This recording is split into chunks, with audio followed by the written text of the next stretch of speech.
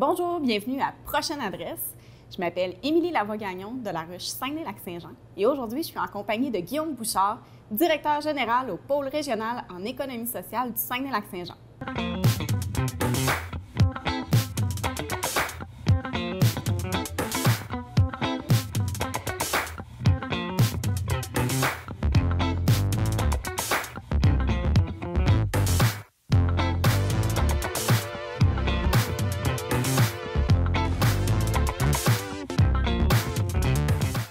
Bonjour Guillaume! Bonjour Émilie! Aujourd'hui, j'aimerais ça que tu m'expliques, si je veux me lancer une entreprise d'économie sociale, je fais quoi? Bien, en fait, il y a plusieurs choses à savoir pour lancer une entreprise d'économie sociale. Tout d'abord, ça doit être un groupe promoteur, donc un ensemble d'individus qui sont sensibilisés à l'économie sociale ou qui veulent se lancer une entreprise. Il existe plusieurs formes d'entreprises en économie sociale, les coopératives, les organismes à but non lucratif et les mutuelles. Puis, dépendamment de quelle entreprise on veut créer, quelle forme juridique, il va y avoir un processus relativement similaire qu'il va falloir suivre. C'est quoi ce processus-là, justement? Puis qu'est-ce que ça change que je sois une coop, un OBNL ou une mutuelle? En fait, ce que ça va changer principalement, c'est au niveau des règlements généraux et quelques technicalités auprès du registre des entreprises. Et pour te lancer, tout d'abord, au niveau de la loi du Québec, pour lancer une entreprise d'économie sociale, que ce soit un organisme à but non lucratif, une coop ou une mutuelle, il faut être plusieurs individus, plusieurs promoteurs derrière l'entreprise. Pour exemple, pour lancer un organisme à but non lucratif, la loi provinciale nous dit qu'il faut être au moins 3 personnes pour constituer un conseil d'administration, donc le noyau au cœur du conseil d'administration. Pour lancer une coopérative, en fonction de la forme juridique, il en existe 5, mais on a une autre capsule super intéressante à ce sujet-là, eh bien, il va falloir que tu sois 3 ou 5 personnes minimum pour pouvoir lancer ta coopérative. Et pour la mutuelle, eh bien là, on rentre dans un autre registre de loi qui est un peu différent. Et ça, je t'invite, si tu veux en savoir plus, à venir nous voir, ça va nous faire plaisir de tout te raconter sur ce sujet-là. Justement, qui peut m'aider si je veux me lancer dans un type d'entreprise comme ça? En fait, il existe plusieurs accompagnateurs dans l'écosystème pour t'accompagner pour lancer ton entreprise. Il existe la Coopérative de développement régional du Québec. Il existe SR02, donc nous, au niveau du pôle, on peut t'aider, t'accompagner. Il existe aussi au niveau des MRC, des SADC, plusieurs entreprises ou organismes qui peuvent t'accompagner. Tu peux aller voir ta SADC proche de chez toi si tu veux en savoir davantage au niveau d'un processus. Je suis convaincu qu'ils vont pouvoir te donner l'ensemble de l'information. Spécifiquement, vous, au pôle, qu'est-ce que vous offrez comme accompagnement pour ceux qui veulent démarrer une entreprise? Est-ce que vous avez des programmes particuliers? Au niveau du pôle, on a un projet qui est financé par le secrétariat à la jeunesse qui vise les jeunes de 18 à 29 ans qui veulent se lancer en affaires selon le modèle coop, OBNL ou mutuelle. C'est un parcours de pré-réflexion au niveau de ce qu'on veut faire comme entreprise. Donc, on les accompagne au niveau d'un atelier qu'on appelle l'idéateur, donc rêver son entreprise. On regarde aussi le prototypage, donc les premiers essais, ça ressemble à quoi des règlements généraux, à quoi ça sert, comment on fait des états financiers, comment ça fonctionne, les communications quand on est un organisme à but non lucratif ou une coopérative. Et on va même jusqu'à envoyer les participants directement dans l'écosystème au travers de notre réseau de partenaires pour les soutenir au niveau de l'émergence de leur entreprise d'économie sociale. OK. Puis mettons là, que moi, je veux démarrer une coop ou un OBNL, est-ce que je suis obligée de travailler dedans? Ça se passe comment le quotidien dans ce type d'entreprise-là? En fait, tu n'es pas obligé de travailler dans ton entreprise d'économie sociale. Par exemple, tu peux t'impliquer bénévolement auprès de ton conseil d'administration. C'est une forme d'implication citoyenne qui peut être excessivement valorisante pour toi si tu as envie de redonner à la communauté. Au niveau de la coopérative, encore là, ça va dépendre de la forme juridique, mais normalement, tu es un membre qui va être travailleur, donc tu vas participer à la vie active de ton entreprise, mais tu peux aussi, par exemple, si tu es membre au niveau de ta librairie Coopsco à l'université ou au cégep, bien, tu fais partie de la vie active aussi de l'entreprise en ayant une part de l'entreprise. Donc, merci Guillaume pour toutes les informations pertinentes que tu viens de nous donner sur les entreprises d'économie sociale. Justement, on s'en va découvrir 2 entreprises d'économie sociale de la MRC Maria-Chapdelaine.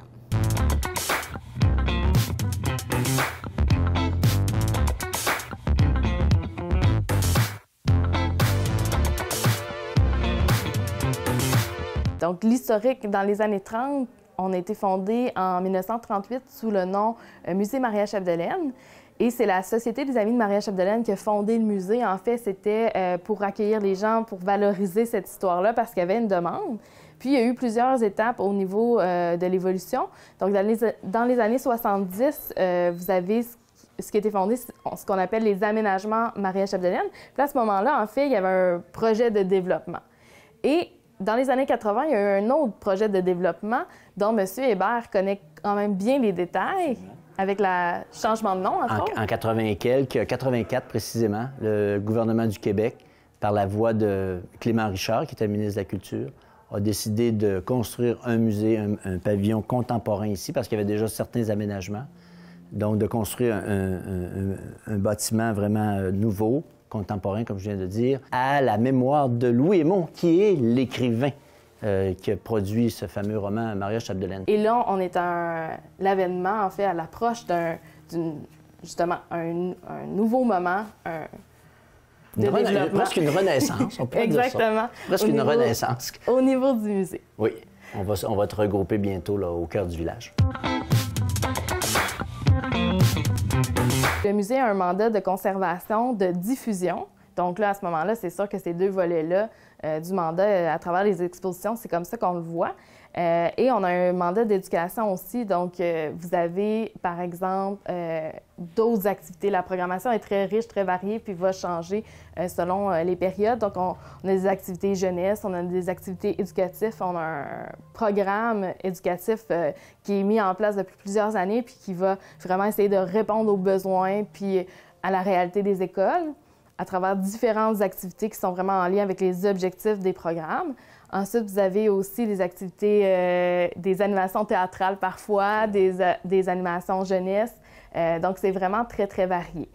Au niveau de certains services, parce que, dans le fond, le musée Louis Hémon, on ne l'a pas mentionné jusqu'à présent, mais on est le seul musée sur le territoire de la MRC de Maria-Chapdelaine. Donc, on a une certaine expertise qui fait que parfois, on demande nos services à titre de mandataire pour, par exemple, créer des programmes d'interprétation ou gérer des collections d'œuvres d'art ou faire des recommandations. Donc, parfois, on fait des mandats de professionnels de ce type-là également depuis quelques années déjà. Ça varie. Ça varie selon les besoins. Je dirais qu'en moyenne, on parle de 5 à 7 employés. Donc, pour une moyenne de peut-être 5 personnes et demie, 6 personnes généralement. Donc, vous avez une personne à la direction générale, vous avez une personne à ce qu'on appelle l'action culturelle et les collections, donc la programmation, mais aussi la gestion des objets de collection. Puis, vous avez une responsable de la boutique. Et ensuite, vous avez plusieurs employés étudiants qui vont varier là, au niveau du nombre puis au niveau du titre d'emploi selon les années. Il y a à certains moments, je me rappelle de certaines activités qui avaient lieu dans la maison Samuel Bédard où il y avait des conteurs, des gens qui venaient de manière bénévole. Je me souviens de gens de certain âge, mon père, Madame Chiquette, qui est venue raconter des histoires. Ces gens-là n'étaient pas payés. Ils sont venus à cause de l'amour de l'histoire puis de pouvoir raconter. Donc, il y a certains bénévoles là, puis on en a d'ailleurs qui... exemple, il y en a qui sont chargés de la sécurité. Oui. Je pense. Il y a quand même un certain nombre de personnes qui s'impliquent. Puis il le faut dans des petites communautés comme la nôtre, puis aussi avec le musée, on peut pas employer des centaines de personnes. On n'est pas capable de ça. Par contre, on demeure encore une fois optimiste pour l'avenir. On a 3 types de membres, en fait. Vous avez les membres actifs qui sont, dans le fond, qui doivent répondre à 3 critères. Ça peut être monsieur, madame, tout le monde. Donc, tout le monde est invité à devenir membre. Vous devez avoir plus de 18 ans. Vous devez remplir tout simplement notre formulaire d'adhésion et vous devez également payer votre adhésion, votre contribution annuelle. Donc, c'est les 3 seuls critères. Et il y a différentes sous-catégories au niveau des membres actifs. Vous avez, entre autres, les individus, les familles, vous avez le corporatif, puis vous avez aussi des bienfaiteurs, des gens qui voudraient simplement là, donner. Et ensuite, vous avez aussi ce qu'on appelle les membres honoraires. Ça, en fait, c'est le conseil d'administration qui peut décider de nommer quelqu'un à titre de membre honoraire et généralement, c'est parce que cette personne-là a contribué de manière exceptionnelle à l'essor, au développement de l'organisation. Le privilège qui vient avec ça, c'est d'entrer gratuitement au musée. On peut, autant ce privilège-là, les membres actifs, assister aux assemblées générales annuelles. Par contre, on n'aura pas le droit de vote si on est membre honoraire. Par contre, eux, les membres actifs, ont des privilèges qui sont un peu différents. Donc, ils vont pouvoir venir être accueillis au musée, visités avec un tarif préférentiel, mais ça ne sera pas gratuit pour eux dans ce cas-là. Donc, ces privilèges-là, en fait, pour les membres actifs, vont varier chaque année, puis ça va être décrit sur la carte de membres d'adhésion. Et la dernière catégorie de membres, en fait, c'est les membres fondateurs. Les membres fondateurs, en fait, c'est 13 personnes qui ont contribué à la fondation des aménagements de Maria-Chapdelaine, qui est, dans le fond, je vous dirais, la première étape au niveau de la modernité du musée dans les années 70. Ces gens-là, dans le fond, n'ont pas de contribution à payer annuellement, peuvent assister aux assemblées générales annuelles, ont un droit de vote et peuvent venir visiter quand ils le souhaitent, gratuitement. On a plusieurs plateformes. Donc, vous avez notre site Web qui est mis à jour régulièrement. Vous avez aussi notre Facebook qui est actif, je vous dirais principalement l'été, évidemment, parce que c'est là où on voit aussi un intérêt plus marqué, une portée plus marquée chez nos membres.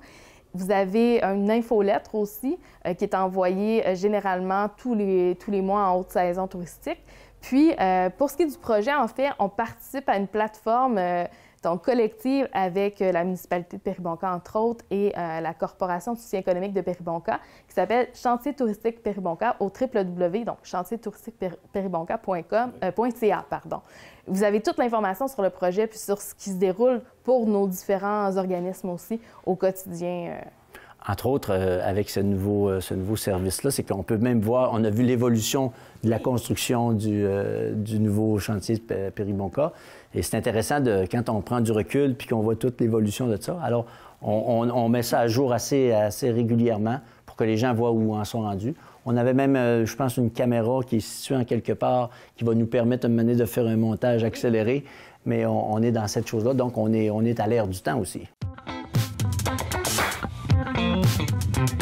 Le conseil d'administration a un rôle très, très important. C'est lui, en fait, qui conduit le navire. Le président, son conseil, etc., les décisions sont prises collégialement et le rythme est bon. Les gens aujourd'hui, avec la pandémie, déjà depuis un certain temps, on fait des réunions via des réunions virtuelles. On a bien hâte de pouvoir avoir des vraies réunions où on peut se voir. Des fois, c'est arrivé qu'on est un petit peu à distance, mais il reste quand même que ce conseil d'administration-là a un rôle extrêmement important. Il y a aussi le musée, mais il y a aussi la fondation du musée Louis-Aymon. On y retrouve à peu près les mêmes gens ou à peu près, mais les missions sont un peu différentes. La fondation, c'est de ramasser des argents et aussi une collection, puis le musée, bien, c'est de diffuser ce qu'on a. Puis vous le savez, on a des trésors là, qui... Quand tu fais le tour de tous les tableaux, là, il y a des choses assez exceptionnelles. Au niveau des décisions, c'est sûr que l'Assemblée générale annuelle, les membres, dans le fond, sont décisionnels. Puis, justement, les administrateurs, les membres du conseil d'administration font partie de cette assemblée-là, sont eux-mêmes membres votants. Et c'est le critère, en fait, pour pouvoir proposer sa candidature et être élu sur le conseil d'administration, il faut être membre. Donc, au niveau des décisions, c'est sûr qu'au niveau des orientations, toutes les décisions au niveau des règlements de notre constitution, comme organisation aussi, c'est ultimement en AGA que ça doit être ratifié. Les décisions importantes qui sont prises par le conseil d'administration également. Puis le conseil d'administration est là vraiment sur une base quotidienne, constante pour justement entériner ces décisions-là. Puis au niveau des opérations, vous avez la direction générale, vous avez les directions de service aussi. Donc, ils vont prendre des décisions qui sont toujours en respect, par contre, des orientations données par le conseil d'administration. Tout à fait. Les musées, généralement, sont des organismes à but non lucratif dans beaucoup de cas, en fait, parce que ce sont des agents sociaux de changement, en fait. Ce sont aussi des acteurs socio-économiques qui témoignent justement du développement des collectivités. Donc, c'est un peu naturel d'avoir ce modèle d'affaires-là. Et dans le fond, notre principal mandat sous-jacent à toutes nos activités, au final, c'est de transmettre, de contribuer, de constituer et aussi de participer à la création de l'identité culturelle, être un vecteur d'identité et aussi transmettre le patrimoine. Donc, tout ça, en fait, c'est des choses qui participent à la collectivité. Donc, comme je le mentionne, c'est vraiment naturel là, de le faire. c'est sûr que le bien commun, en fait, c'est au final ce qui est notre principal moteur. Donc, tout ce qui est au niveau, par exemple, de nos revenus, c'est toujours réinvesti pour offrir des meilleurs services, vraiment que notre mission soit remplie de la meilleure façon possible. Alors que si on était une entreprise privée, bien, à ce moment-là, on n'aurait pas cette obligation-là de redonner, dans le fond, dans nos propres services, nos propres interventions. Alors que là, c'est vraiment le vecteur principal, le moteur principal de tout ce qu'on fait. Puis en étant un modèle différent, on a droit aussi à des apports puis des subventions. Exactement. Si on était une entreprise privée, on n'aurait pas ces avantages-là. Exactement. Bien, avec beaucoup d'espoir, parce que le fait de le resituer au cœur du village va être probablement un gage de succès. Parce que l'éloignement, malheureusement, de Péribonka, parce qu'on est quand même à quelques kilomètres d'ici, ça a posé certains problèmes avec les années. Pas parce que le sujet n'est pas intéressant, c'est que l'accès est un petit peu difficile. Lorsque les gens arrivent ici sur la 169 à 100 km/h, lorsqu'ils ont passé le musée, on dit « Hop, on a manqué le musée. » Et quand ils s'en viennent de l'autre côté en direction d'Alma, bien, il faut qu'ils surveillent derrière s'il n'y a pas d'autres voitures qui arrivent à grande vitesse. Donc ça, le problème de situation géographique a causé un petit peu une baisse d'achalandage, il ne faut pas le nier. Donc, en le regroupant encore une fois au cœur de l'activité périboncoise, avec le camping à proximité, la marina, les gens du village eux-mêmes, alors on est très heureux là, du succès qui s'annonce. Et en plus, au niveau de nos infrastructures, ça nous permet vraiment de les bonifier. Donc, c'est sûr que nos aménagements avaient certaines problématiques où on se trouve actuellement, mais dans le cadre du projet, on peut justement venir améliorer notre emplacement, nos infrastructures. Entre autres, la maison Samuel Bédard va avoir des travaux de restauration et tout ça, en fait, étant donné qu'elle est classée puis que c'est patrimonial, c'est sûr que les coûts de ces projets-là sont souvent élevés. Donc, c'est vraiment une opportunité majeure d'améliorer nos infrastructures aussi. De se trouver des chums? C'est un excellent conseil! Oui. Se trouver du monde parce que l'économie sociale, c'est basé avec un groupe. Ça ne peut pas se faire d'une autre manière. Alors, diffuser l'information, essayer de se regrouper ensemble. En fait, c'est de trouver aussi un service ou un produit qui est mobilisateur, qui mobilise justement ces gens-là, qui mobilise aussi la clientèle, puis d'entrer en dialogue, d'écouter, d'être vraiment ouvert aux suggestions des gens, puis par contre, d'être très déterminé. Parce que c'est sûr que, comme le dit M. Hébert, c'est collectivement ensemble qu'on réussit, mais ça demande vraiment beaucoup de détermination, à mon avis. Toutes les entreprises d'économie sociale, c'est des agents de changement sociaux, en fait. C'est des acteurs socio-économiques qui participent collectivement, justement, à transformer ces collectivités-là, qui sont un reflet de ces collectivités-là. Pour moi, c'est ça, en fait. Être un service pour la population, au service de la population par la population, finalement.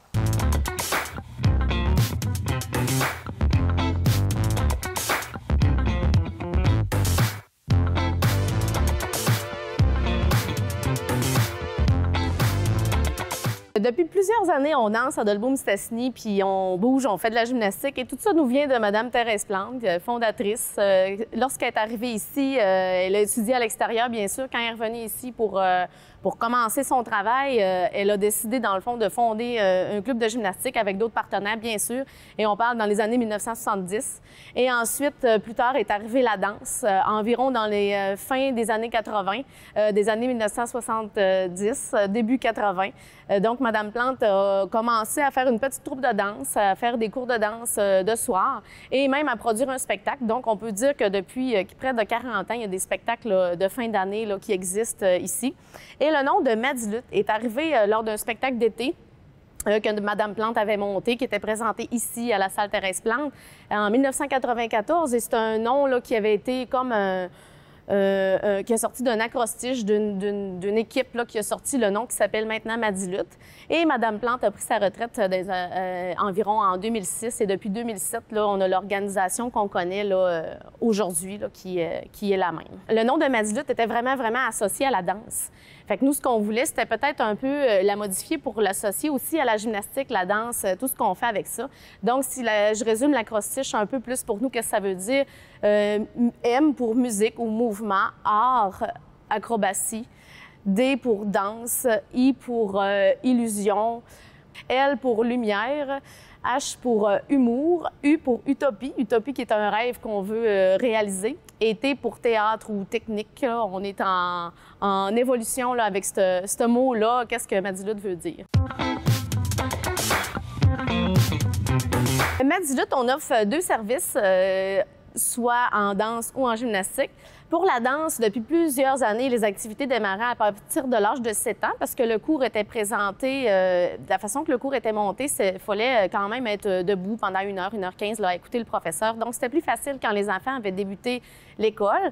Depuis l'an passé, avec la pandémie, avec le manque d'activités qu'on pouvait offrir, on a baissé un petit peu la clientèle. Donc, maintenant, on offre les cours de danse à partir de 3 ans et demi. Sinon, au côté de la gymnastique, c'est toujours plus jeune. Fait qu'on a toujours commencé à offrir la gymnastique à partir de 3 ans et demi. Et cette année, on va offrir un cours pour les 24 mois, parents-enfants, à partir de 24 mois. Et de plus en plus qu'on développe et que nos athlètes vieillissent, on a des demandes pour la clientèle adulte. Donc, un volet qu'on ne touchait pas dernièrement, de plus en plus, on a des petits groupes adultes, là, soit en danse, puis là, bien, cette année, nouveauté en gymnastique aussi, avec les groupes adultes. Depuis que Madilutte existe, ça a toujours été beaucoup sur une base bénévole, là, si on parle dans les années 2000. Puis là, bien, a évolué, puis de plus en plus, il y avait des cours où il y avait de la demande. Fait qu'on est devenu peut-être avec une entreprise qui avait que des salaires à temps partiel ou des étudiants aussi qui étaient embauchés.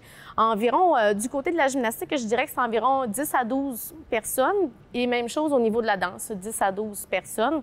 On a environ, je dirais peut-être 5-6 adultes et le reste, c'est des étudiants là, qui travaillent avec nous. Dans le fond, pour l'année qui s'en vient, avec le changement puis le complexe là, qui est arrivé avec ça, à partir du 1er septembre, là, Madilutte aura son premier employé à temps plein. Il y a toujours de l'implication bénévole, bien sûr, parce qu'on est des OBNL, fait qu'on demande toujours une petite partie bénévole, mais quelqu'un qui a un cours à sa charge a vraiment une rémunération. Fait que lorsqu'on parle de bénévolat, c'est plus pour faire des tâches externes. Là. Pour le spectacle, on demande des heures de bénévole à certaines personnes. Et il y a toujours plein de gens qui gravitent autour de nous, intéressés à venir donner du temps, bien sûr.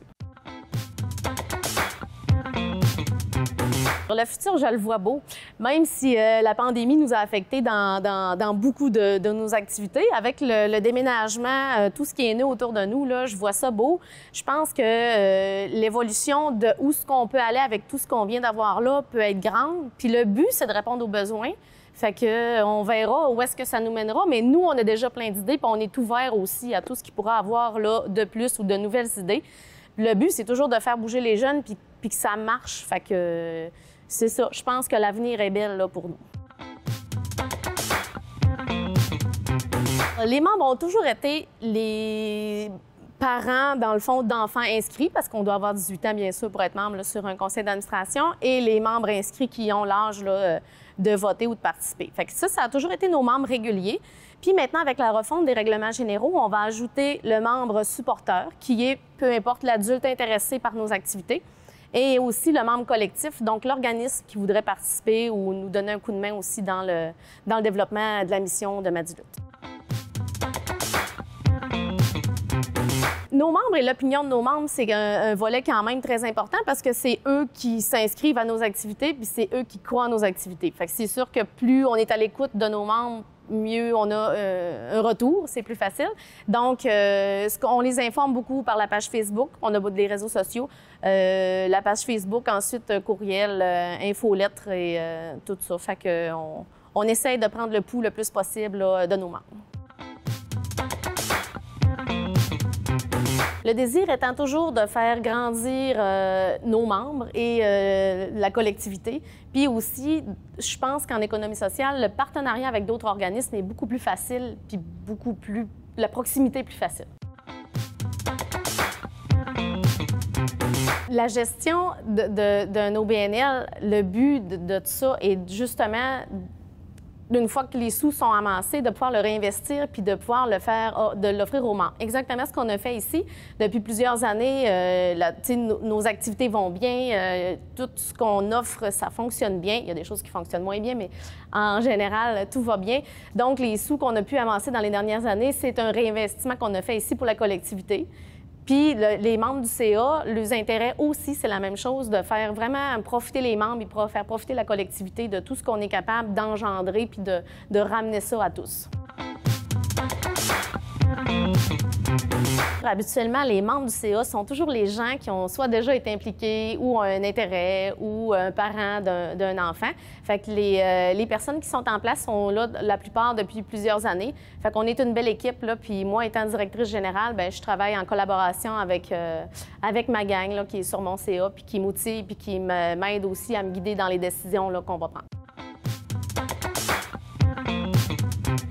Je pense qu'ici, là, dans la MRC, on a quand même beaucoup de personnes qui sont outillées là-dedans et qui sont capables de nous donner leur juste, puis les bons arguments, puis la bonne direction à prendre. Fait que je pense que ce modèle-là est bon. Puis en plus, en entreprise privée, il y a quand même des limitations qu'on ne peut pas aller chercher au niveau subvention, au niveau d'autres choses. Fait que je pense que c'était le bon choix, puis tu sais, de se lancer là-dedans, ça fait pas peur là, du tout, là, tellement qu'on est bien encadré. Opportunité avec plusieurs S. Parce que je trouve que maintenant qu'on connaît les outils qu'il y a autour de nous puis qu'on peut les utiliser, je pense que justement, il faut les utiliser pour pouvoir faire grandir nos organismes. Quand on reste juste à aller de l'avant avec ce qu'on a déjà, bien, on avance, mais on peut aller voir plus grand encore et plus loin là, quand on s'ouvre à ce qu'il y a autour de nous.